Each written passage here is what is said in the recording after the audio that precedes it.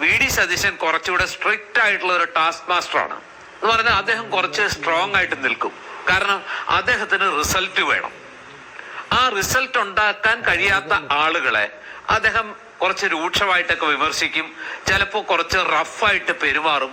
അദ്ദേഹത്തോട് ഇങ്ങനെ സൂത്രത്തിൽ നിൽക്കാൻ പറ്റില്ല. അദ്ദേഹം ഓരോരുത്തരെയും വ്യക്തിപരമായിട്ട് അളന്ന് ഓരോരുത്തരുടെയും കപ്പാസിറ്റിയും കാലിബറും എന്താണെന്ന് മനസ്സിലാക്കി ഓരോ ഉത്തരവാദിത്വങ്ങൾ ഏൽപ്പിച്ച് അത് എങ്ങനെ നിർവഹിക്കുന്നു എന്ന് പഠിച്ച് അദ്ദേഹം തന്നെ ഡയറക്റ്റായിട്ട് കളത്തിലിറങ്ങി കാര്യങ്ങൾ ചെയ്യുന്ന ഒരാളാണ്. വി.ഡി. സതീശൻ അഭിനന്ദിക്കാനും മിടുക്കനാണ്. ഇപ്പൊ നമ്മൾ തൃക്കാക്കര ഇലക്ഷൻ കഴിഞ്ഞിട്ട് അത് ഏറ്റവും നന്നായി പ്രവർത്തിച്ച ഷാഫി പറമ്പിലിനെയും അതുപോലെ തന്നെ രാഹുൽ മാങ്കൂട്ടത്തിനെയും അതടക്കമുള്ള വിഷ്ണുദാസ് അങ്ങനെയുള്ള ആ ചെറുപ്പക്കാരായിട്ടുള്ള നേതാക്കളെയെല്ലാം ആ ഇലക്ഷന്റെ ഫലം വന്നപ്പോൾ എങ്ങനെയാണ് ആശ്ലേഷിക്കുന്നതെന്നും അവരെ കെട്ടിപ്പിടിച്ച് മുത്തം കൊടുക്കുകയും തലയിൽ തലോടി ആ ഒരു സ്നേഹ വായ്പ പ്രകടിപ്പിക്കുന്നത് നമ്മൾ കണ്ടു. അതുകൊണ്ടാണ് ഈ ഉപതെരഞ്ഞെടുപ്പുകളിലും ആ നിയമസഭാ ഫ്ലോറിലുമെല്ലാം വി.ഡി. സതീശൻ മറ്റാർക്കും കഴിയാത്ത രീതിയിൽ സംസാരിക്കുന്നതും പ്രവർത്തിക്കുന്നതും ആ രീതിയിലുള്ള പെർഫോമൻസ് അദ്ദേഹത്തിന്റെ ഭാഗത്തുനിന്നുണ്ടാകുന്നത്. നേരത്തെ ശ്രീ മോഹൻ വർഗീസ് പറഞ്ഞു, അദ്ദേഹം ഒരു അക്കാദമിക് ഒറേറ്ററാണ്.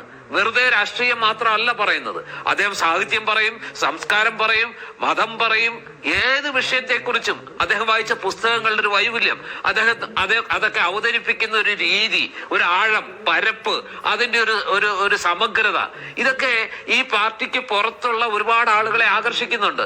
ഇന്ന് പാർട്ടിക്ക് പുറത്തുള്ള ആളുകളെ ആകർഷിക്കാൻ അങ്ങനെ ഒരു ബ്രില്യൻസ് വി.കെ. കൃഷ്ണമേനോനൊക്കെ ഉണ്ടായിരുന്നു.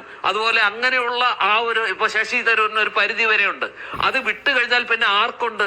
ഈ പാർട്ടിയുടെ ആ ഒരു കോറിനകത്തല്ല, പാർട്ടി പ്രവർത്തകരെ രാഷ്ട്രീയ വിശ്വാസത്തിന് അപ്പുറത്തേക്ക് ഇന്റലക്ച്വൽസിനെയും അതുപോലെ തന്നെ ചിന്തിക്കുന്നവരെയും വായിക്കുന്നവരെയും ഒക്കെ ആകർഷിച്ച് ആ കൂട്ടത്തിലേക്ക് ഒരു അനുഭാവം അല്ലെങ്കിൽ തന്നിലേക്ക് അടുപ്പിക്കാൻ കഴിയുന്ന മറ്റൊരു നേതാവ് ആരുണ്ട്?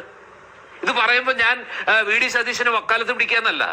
നമ്മളൊരു മാധ്യമ പ്രവർത്തകൻ എന്നുള്ള നിലയ്ക്ക് വായന ഇഷ്ടപ്പെടുന്ന ഒരാളെന്ന്, സാഹിത്യവും സംസ്കാരവും ഒക്കെ ഇഷ്ടപ്പെടുന്ന ഒരാളെന്നുള്ള നിലയ്ക്ക് അദ്ദേഹത്തിന്റെ ആ കാലിബറിനെ, അദ്ദേഹത്തിന്റെ ആ സവിശേഷമായ സിദ്ധിയെ നമ്മൾ ചില ഘട്ടങ്ങളിലെങ്കിലും വല്ലാതെ ആസ്വദിച്ചു പോകും. അത് പറയുമ്പോൾ നമ്മൾ ആർക്കെങ്കിലും വക്കാലത്ത് പിടിക്കാന്ന് പറയുന്നതിൽ അർത്ഥമില്ല. അത് മോഹൻ വർഗീസ് പറഞ്ഞ അക്ഷരാർത്ഥത്തിൽ സത്യമാണ്.